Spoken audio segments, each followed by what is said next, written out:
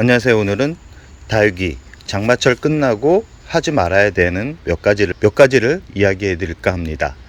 곧 장마가 끝나겠죠. 다음 주까지 비 소식이 조금 보이긴 하지만 아마 이제 다음 주 정도 되면 장마가 끝나고 불볕더위가 한 2주 정도 지속이 될 겁니다. 아마 그때 다육이들이 가장 힘들어하는 계절이 되고 그 시기만 잘 넘긴다 그러면 가을에 다시 예뻐지는 그런 다육이들이 될 텐데요. 다육이들을 전체적으로 이렇게 둘러보면 참 못나졌다라는 것을 한눈에 알 수 있습니다. 사방에 공중뿌리가 나기도 하고 잎이 화상을 입기도 하고 잎이 말라가기도 하고 각종 벌레들한테 공격을 받기도 하고, 그런데도 이렇게 살아남는 걸 보면 참 다육이들 생명력이 얼마나 강한지를 또 느끼게 됩니다. 오늘은 장마가 끝나고 나서 하지 말아야 되는 몇 가지를 소개해 드릴 텐데요. 첫 번째는 이제는 차각막을 정말 잘해 주셔야 됩니다. 장마철에 이 다육이들이 약해진 상태이기 때문에 갑자기 들어오는 강한 햇살에 녹아내릴 수 있습니다. 그렇기 때문에 한번 화상을 입게 되면 그 흔적이 아주 오랫동안 지속이 되기 때문에 꼭 차각막은 이제는 햇살을 조금이라도 더 보여주기 위해서 무리하게 올리는 것을 하지 않았으면 합니다. 두 번째는 물을 주는 것을 잠깐 멈추는 게 좋겠죠. 물을 준다라는 것은 다육이 잎 상태가 그렇게 좋지 못해서 치근해서 가끔은 무리해서 주는 경우가 있는데요. 이 무리해서 주다가 결국은 떠나보내는 경우가 많습니다. 저 같은 경우도 실험을 하거나 아니면 잎이 너무 쪼그라들어서 가여워서 물을 주기도 하는데 꼭 그런 다육이들이 나중에 문제가 되는 경우가 있습니다. 조금만 버티면 가을에 더 많은 성장을 할 수 있는데 그거를 견디지 못해 가지고 물을 주다가 결국은 물러서 줄기가 익어서 결국은 떠나보내는 그런 경우를 종종 저도 경험하게 되는데요. 다육이를 처음 시작하신 분들이 가장 실수하는 부분이 바로 물을 주는 겁니다. 여름을 처음 경험하신 분들 같은 경우는 잎이 쪼그라드는 게 너무 안쓰러울 겁니다. 그럴 경우 물을 과하게 주거나 아니면 뜨거운 날 물을 주거나 결국은 그러다가 줄기가 익어가지고 풀썩 주저앉는 그런 경우를 많이 봤을 텐데요. 그렇기 때문에 꼭 물은 이제부터는 9월부터 물을 주시기 바랍니다. 그래야지만 다육이들이 더 많은 성장을 하고요. 여름에 물을 줘봐야 어차피 뿌리가 수면기에 들어가 있는 다육이들이 많기 때문에 오히려 부작용이 더 많다라는 말씀을 꼭 드리고 싶습니다.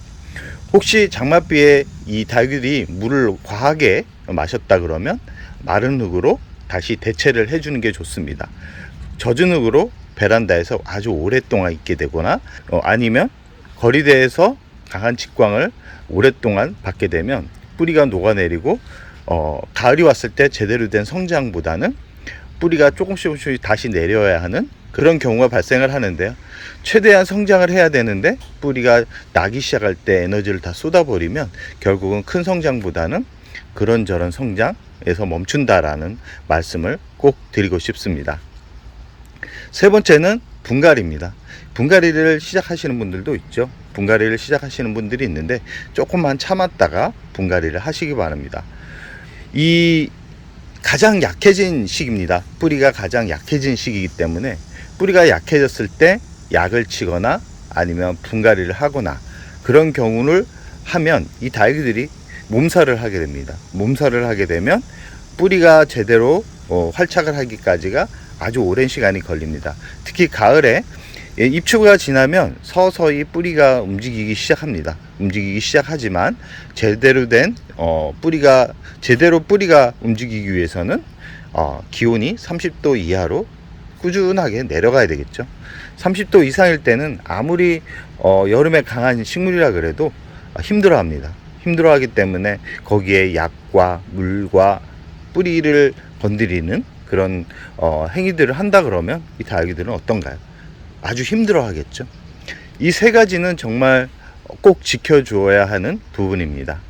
제가 알려드리는 그런 팁들은 환경에 따라서 조금씩 바꿔서 내 환경에 맞게 해야 되지만 오늘 알려드리는 이 세 가지는 꼭 지켜주셔야 됩니다.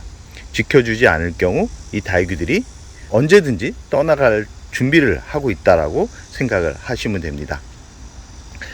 장마철, 이 장마철은 오히려 다육이를 키울 수 있는 그런 기회가 될 수도 있지만, 장마가 끝나고 이 불볕더위가 왔을 때는 다육이를 지켜주는데 신경을 써 주셔야 됩니다.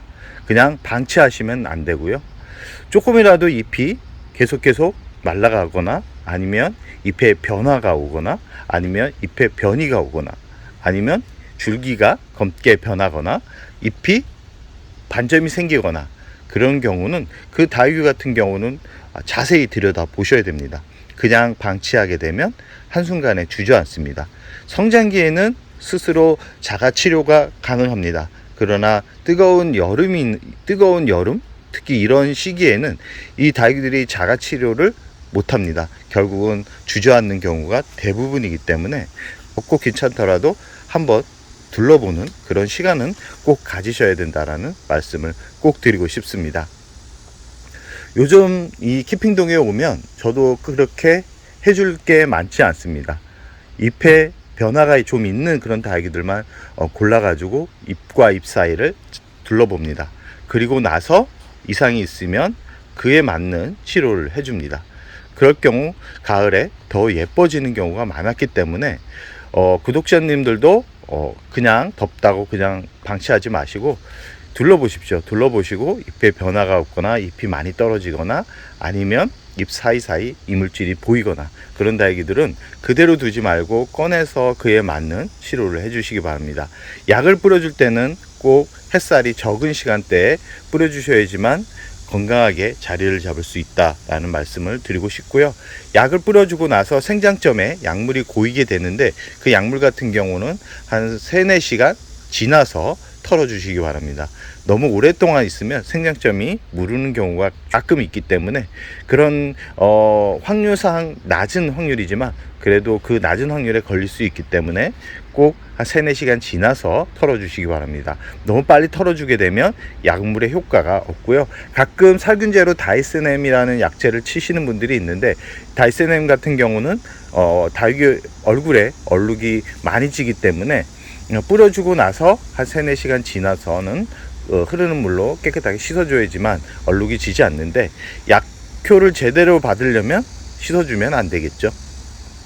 오늘도 역시나 푹푹 찝니다. 이 강릉 같은 경우는 그래도 바람은 선선한데, 새벽에 입추가 지나고 나니까 새벽이 좀 시원해졌습니다. 아마 다육이들이 뿌리가 조금씩 움직이는 그런 시기가 왔다라는 것을 느낄 수 있는데요. 이런 시기에 조금만 견뎌서 한 8월 말 정도부터 분갈이를 하면서 서서히 뿌리를 치료를 해주고 가을 성장을 도와줄 수 있는 그런 생각들을 미리미리 해야 되겠습니다. 그럼 오늘의 영상을 여기서 마무리할까 합니다.